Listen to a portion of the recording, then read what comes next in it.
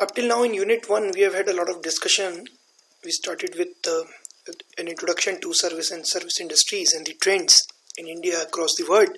We talked about reason behind phenomenal growth of service sector, and we classified services also. We understood the difference between goods and services. We talked about the service mix categories, and then we started our discussion on characteristics of services: intangibility, inseparability, perishability, and variability. And we have also discussed the marketing implication of each of these characteristics. How do marketers deal with each of these characteristics, and what all can they do to reach the maximum number of customers and to satisfy the maximum number of customers? So we did this also, and then after having done this, we moved over to discussion on the 7 P's of service marketing mix, and therein we talked about the service product, and in the last session that we had, we talked about the pricing. Right now that we have completed pricing, we are today going to move on to the distribution portion. So we are going to move on to the place which is a third P. How do you distribute your services? Right? How do you make the services reach the end customer? So this is going to be the discussion for the day. See, there are different types of distribution coverages. So we'll be discussing 3 of them here. 3 major types of distribution coverages. For example, the first one is known as the intensive distribution. Intensive means you will have multiple outlets. Large number of outlets you will have. And why do you have a large number of outlets? Because the customer does not want to travel a long distance. He does not want to spend too much time to access the services. So you have to locate yourself closer to the customer location. For example, if you want to get your hair styling done or pedicure or manicure done, would you like to go to a service outlet which is 20 kilometers from your place, or which needs at least 1 hour of your time? You would probably not want to go to such outlets which are situated far away from your location. So in such cases, what we want is, we want our distribution outlet or the service outlet to be located closer to the location of the customer. On the other hand, if you are buying a car, you would not probably mind going even 10 or 15 kilometers to buy a car, because you are going to buy a car only maybe once in 4 to 5 years. So it's not going to be such a big issue for you to devote, let's say, 2 to 3 hours to buy the car, right? So in such case, we do not need intensive distribution. So intensive distribution is required for convenience services. Fine. And as I've discussed already, you will have multiple outlets, and the outlets would be put up closer to the customer location. Now have a look at this. The canopy that you find many of the telecom service providers, they erect canopies at the busy marketplace. Why? Because they want the customers to find them without much labor. Right? So they are locating their service outlets in those places which are nearer to the customer, or which the customer can easily access. Likewise, if you look at these outlets that they have, again you would find multiple outlets. Even in small villages you might find these kind of outlets. Why? The reason is simple: because the customer is not going to travel 1 hour or 2 hours just to get his phone recharged. So I have to locate my outlet closer to the customer's location. Is that fine? Closer to where the customer is, right? So this kind of distribution is known as intensive distribution. You have multiple outlets. On the opposite end of the spectrum is the exclusive distribution. Now what do we mean by exclusive distribution? Exclusive means excluding all others, only very selective few places, right? In many cases, it could be just one outlet that you might have in just one location. Otherwise, you might have only few locations wherein you have your outlet. So you would not have as many outlets as you had in intensive distribution coverage, right? Here in exclusive distribution, very limited number of outlets. And I said At times there could be just one outlet that you have across the world, just one outlet, and I'll be taking some examples also. For example, if you talk about IIM Lucknow, they have just one outlet, one service outlet. They are into educational services and they have just one outlet which is located at Lucknow. But the customers would not mind traveling for 24 hours or 36 hours. Even customers from outside countries would want to come to IIM Lucknow, right? So IIM Lucknow has the luxury of not locating their outlets closer to the customer, but locating them at just one place, and they are there in Lucknow, right? So this is an example of exclusive distribution. The most extreme example, they've got just one outlet. Or for that matter, take AIMS, All India Institute of Medical Sciences, right? The customers are not going to mind a lot traveling huge distance just to reach AIMS, right? So you can have an AIMS only in Delhi. Fine. So this is an example of exclusive distribution. Let us come back to the discussion on what exclusive distribution is all about. As I said already, limited number of outlets. Here the customer is looking for the outlet. It's not that the customer is looking for convenience. Here the customer is looking for the outlet. He is ready to travel long distances just to reach the outlet because that particular service might be of great importance to him or her, right? And these kind of distribution coverages are applicable or are relevant in case of specialized non-substitutable services, those services which cannot be substituted. Let me give you a comparison with Airtel. For example, if you do not find the canopy in the market, would you wait for 2 or 3 days just to see the canopy being erected again and then to buy the Airtel service? You would not want that.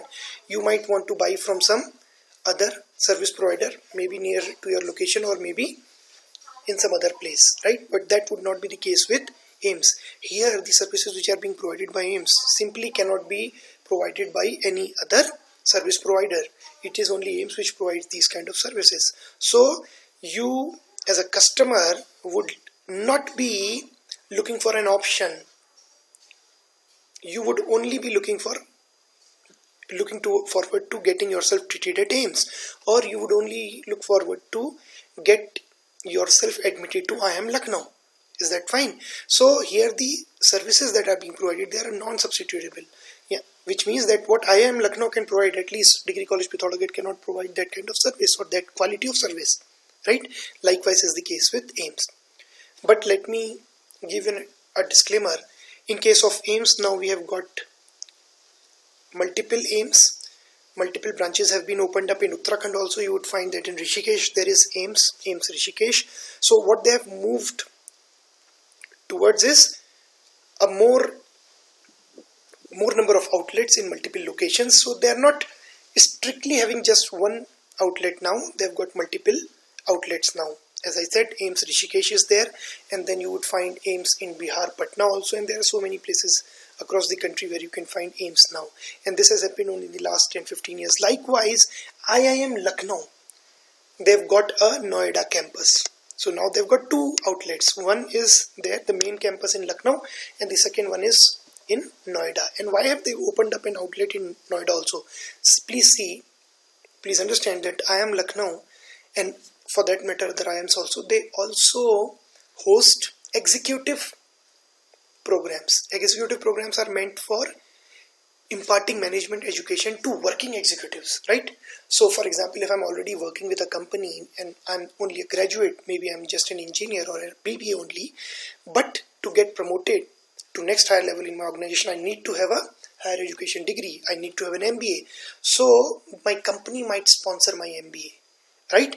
And so I might want to go for executive education. Now this is what we mean by executive education. Here, if we talk about executive management education, it means that those people who are working in companies already, along with their job, they are also getting this management education. So this is what we mean by executive education, right? And IIM Lucknow has opened up a campus in Noida. Why? Now please understand, where is Noida located? Noida is part of NCR, and NCR consists of not only Noida but Gurgaon, part of Meerut, Then not only this, the industrial belt in Delhi and Manesar and Alwar and all these areas. So there are so many companies and there are so many people in these companies who want to go for executive MBAs. So that is why Lucknow has opened up another outlet nearer to the customer in Noida. Is that fine? So this is the reason behind Lucknow opening up an outlet in Noida also. Right now we have talked about these two distribution strategies or coverage strategies, and there are two pole opposites. They are exact opposites of each other. Intensive multiple outlets very closely located to where I can find my customer. On the other hand, exclusive distribution may be only one outlet or maybe only a few outlets, and they are located far away from the customer. Now somewhere in between we have got selective distribution. Now in selective distribution we are not located every single place, every single location, or every single village, or every single town, or maybe in every single market, but we are a little selective.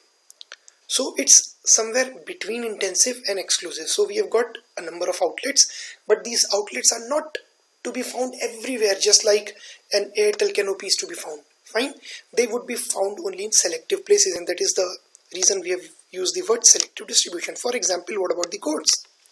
You would not find courts everywhere. You do not have a court working in your village, or maybe in a town, in small town within a district. You would find these courts generally at the district or the tehsil block level only, right?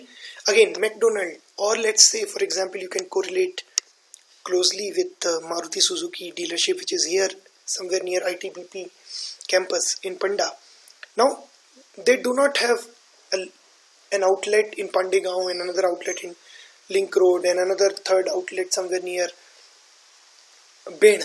Why? Because they know that the customer would like to travel this kind of a distance. So they have opened up only one outlet in the Pithoragarh town, and that is near the ITBP campus, and I've taken this photograph from there only. Fine. So this is an example of selective distribution. For that matter, you can also take example of Samsung service centers. In Pithoragarh you would only find just one Pithoragarh town, just one service center. So even if you are located at Jajadeval, or might be located at Bend, or maybe at Gaon Siling, if you want to get your Samsung phone repaired, you'll have to come to this particular service center. Likewise is the case for McDonald. Likewise is the case for companies like Big Bazaar, who have their retail outlets at so many places. So they are more selective.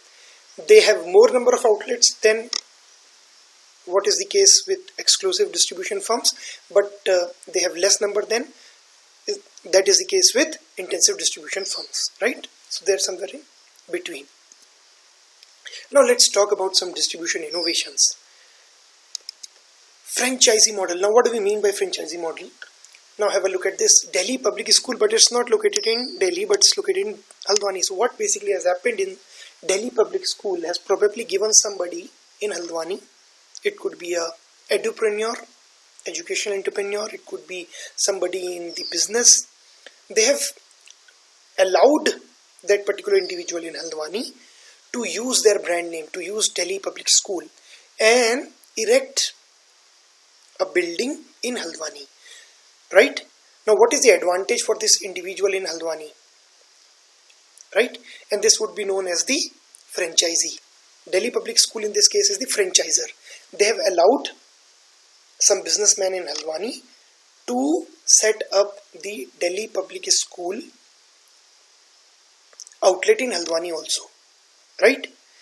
And this education institute in Haldwani, which has been set up by a local businessman, can carry the name of Delhi public school. So Delhi public school is the franchisor, and this particular school in Haldwani, which is using the brand name Delhi public school, is the franchisee. The businessman who is running this particular institute is the franchisee.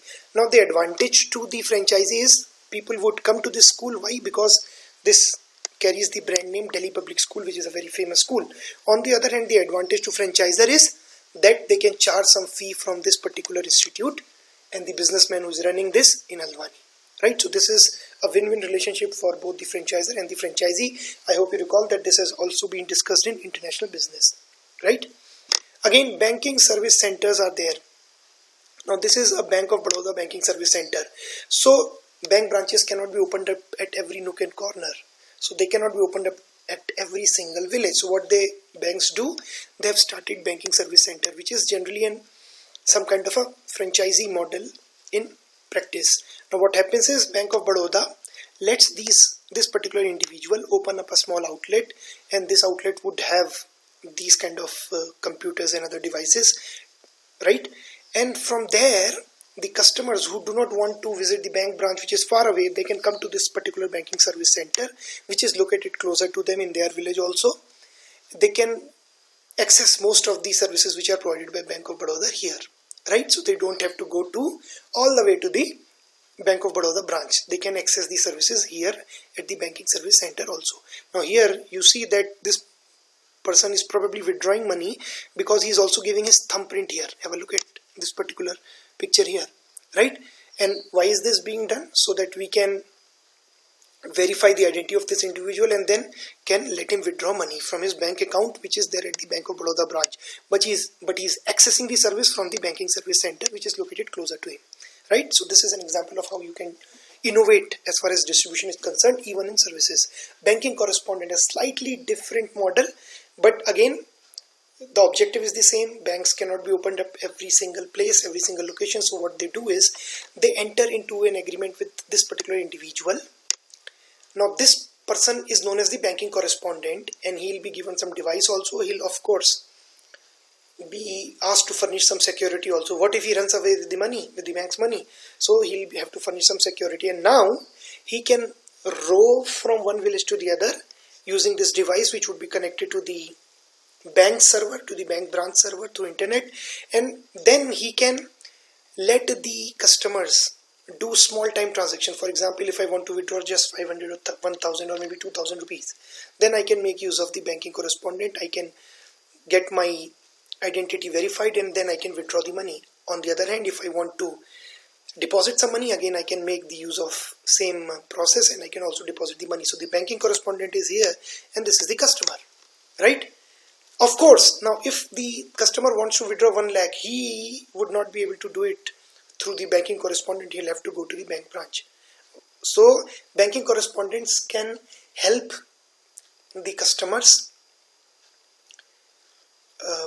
perform these small value transactions, maybe around 5,000, 10,000. That's it, right? So this is what we know as the banking correspondent model, a very, very important model to make the banking services reach the more remote locations in villages in rural India. Then the electronic channels. Now this has come up in the last few years after the advent of internet and the advent of online commerce and websites and internet. Now we can access many of the services online. For example, have a look at this. I can access most of the services which are provided by my bank online through internet banking, or in many places phone banking as well, right? Likewise, if I want to file an RTI, so I have taken up this example. I hope you know RTI is right to information, and this particular service is being provided by the government. So you can lodge a RTI request with the government and they would respond to your request. They would furnish the information which you need. Now the government has actually